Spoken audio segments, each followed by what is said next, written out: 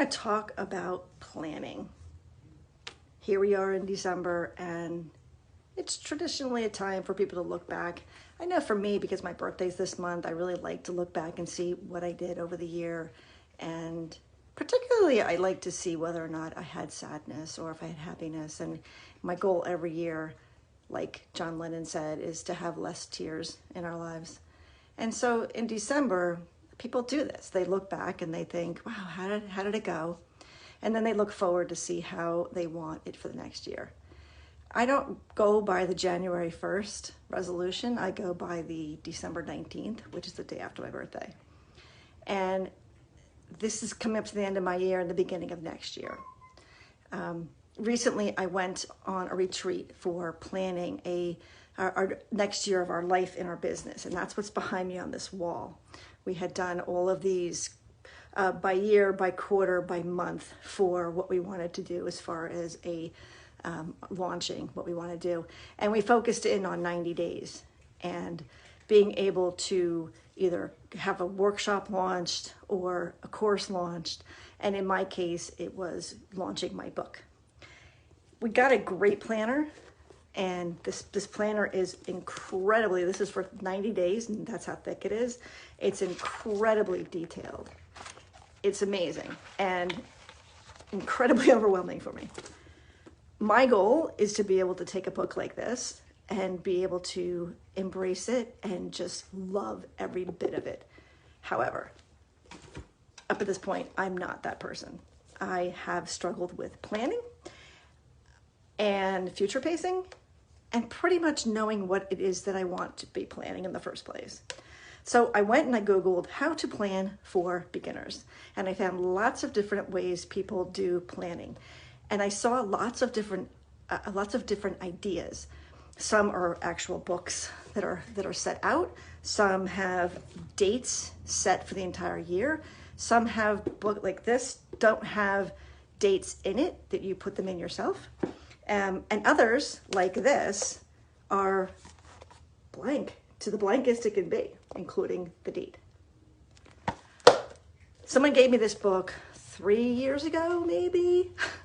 And I had not even attempted to do anything with it because I just didn't want to put something in here and have to cross it out and make it look ugly. But I said, you know what? It is time to seize the day, and it's time to just get started. I love this book. So I did write in the goals. I do want these things done. I do want this in my life. I do want to have a week retreat. I do want my book published. I do want to do workshops and things like that and courses. I do want to do these things. But what I do want to do right now is learn how I can be the best at planning that I can be and grow in it. So I went and looked up a whole bunch of ways of doing it, and I wrote in here your top priorities, things that are really important, but even that kind of gave me anxiety.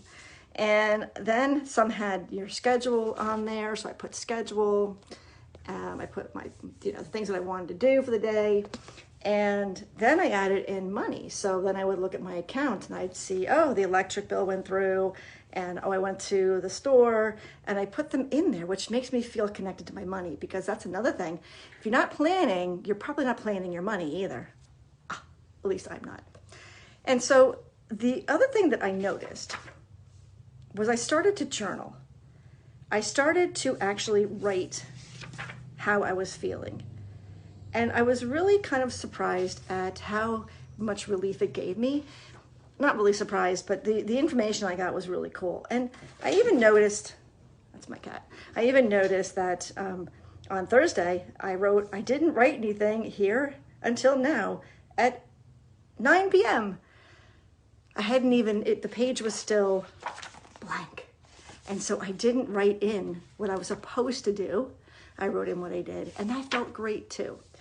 I have now expanded to where tomorrow, which is Sunday, I actually have the things that I want to do, which is good for me. Now, I've been doing this for a week, and for me, that's fantastic, because if I don't like to do something, as all of us, I tend to avoid, and I just don't do it. So far, I'm at this for a week and I like it. And so if I find that it wanes and I'm not doing it anymore, I'm going to go back to that whole how to plan for beginners and look up new ways of doing it and try new things on until I find something that helps me really be able to plan.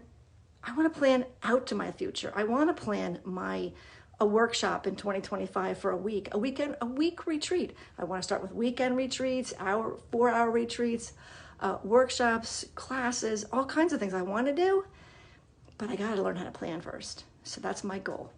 So I hope that this has been helpful for anybody who's watching. I encourage you to find your unique way if planning is something that is a little out of your comfort zone, and journal about it and find out what it is that's making you uncomfortable. Is it that you just don't know what to put on the paper? Is it the fact that the paper has too many restrictions? Are you not an hour by hour person? Are you not even a week by week person? So what is it about you that feels good? And by writing it out as you're in the moments of doing the thing, of doing the day, you're going to get more information. So I encourage you to find your own unique way of planning, and let's go. And carpe effing diem, guys.